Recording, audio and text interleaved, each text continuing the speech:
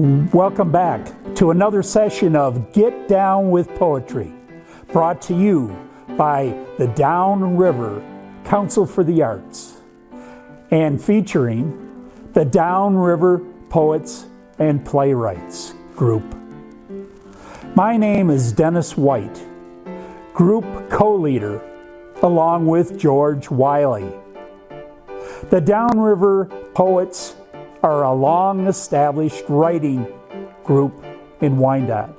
April is National Poetry Month, and we celebrate this month by writing, reading, and sharing poetry.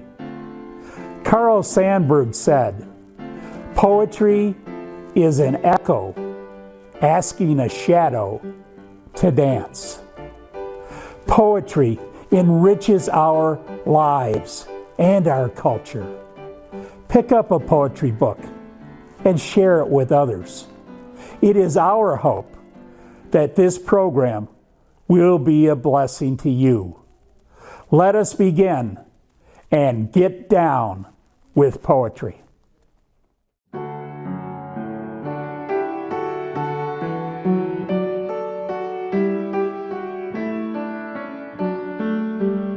Another overcast morning, and you can smell the stench of worms and damp moisture hanging in the air. It is officially spring, but the temperature and snow showers laugh at the weatherman's feeble attempt to shed light on this offbeat affair. I gaze out over the breakfast table into the sleeping landscape of desolate browns and dirty grays. The wooded tree-lined floodplain full from the smelted snow and rain. It appears like a muddy stream during this time of year. It seems the water is mimicking the sentiments of COVID-19 with a contaminated, vulnerable, and isolated existence. Taking another sip of coffee, I glance back over the cloud-glazed water. I spot a female duck swimming and almost blending into the murky vista. There seems to be a rippling of excitement spanning all around her, on every side and in front of her, as she sets out for her morning roundabout. Binoculars in hand, I now see clearly the commotion as her baby ducklings out for their first swimming lesson. I count 3, 6, 10, moving so fast that my eyes can hardly count them, as if they're running on top of the water. Dodging through fallen tree trunks and branches, it seems this family's God-given determination has nowhere to go but forward. I watch as they eagerly race into the unknown. How grateful I am to have witnessed these precious moments of their first adventure gliding into a new world. God has blessed me with a message of new life and hope through Him during a pandemic while observing the announcement of baby ducklings.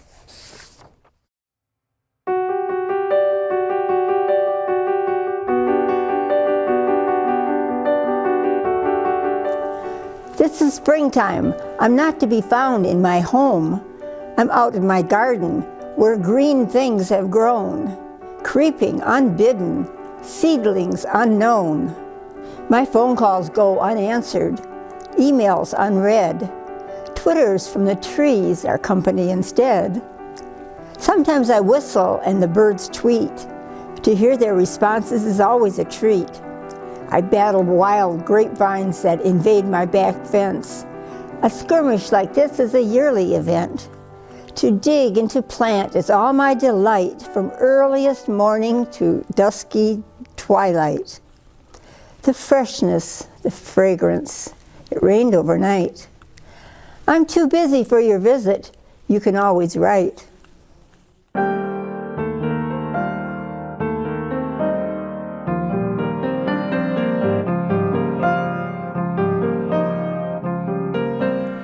That light is you, audacious moon, bathing my eyes in the dark of early morning.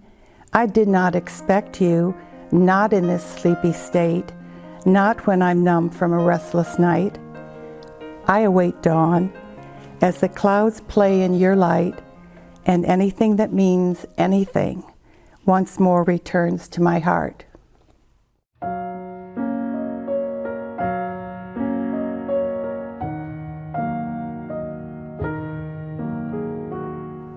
A tribute to someone near and dear to my heart.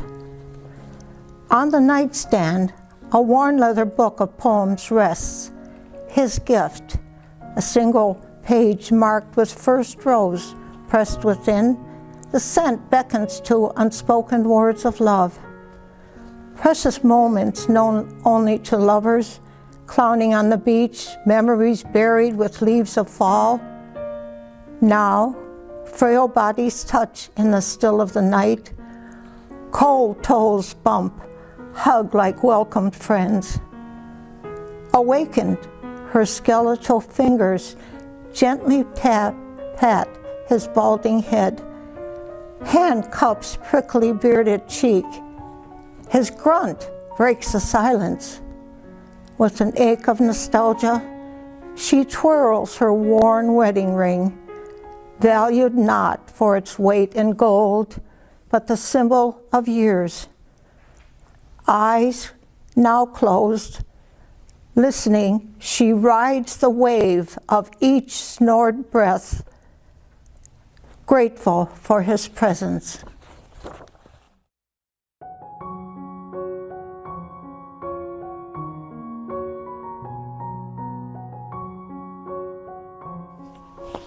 He stared out the window at the few passers-by, then glanced back at the letter in his hands. There was never a chance to say goodbye to her. This plague was so heartless, it robbed him of rationale.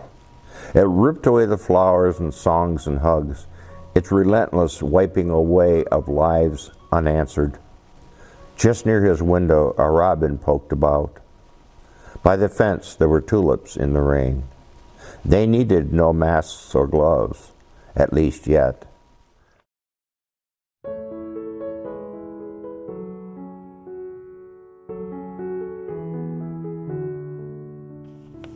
Earth, aground, pulls hard, magnetic and deep. I cannot resist. I groan beneath the weight of the burning sapphire dome and immense white clouds. Lightning strikes of sunshine blast across the mesa. I kick up dust on the narrow path, drunk with seductive scent of sage, fevered by the sun. Chimney standing grand above a ragged iron-red butte, salmon and ochre layers of time illuminated by slices of sunlight stretching over vast, arid space. I am small, earthbound, yet like a hawk, the heights lift me. I wing along the indigo shadows beneath the crest, feel the strafing current lift me towards the pinnacle. My talons seize the lone juniper branch on my earthly flight path. Thank you, poets. Those were really good, and that is just an example of what we do in the Downriver Poets each month, and in this case, working with the Downriver Council for the Arts. I'm George Wiley, co-leader with Dennis White of the Downriver Poets Group. We meet the first Tuesday of each month at Bacon Memorial Library in Wyandotte.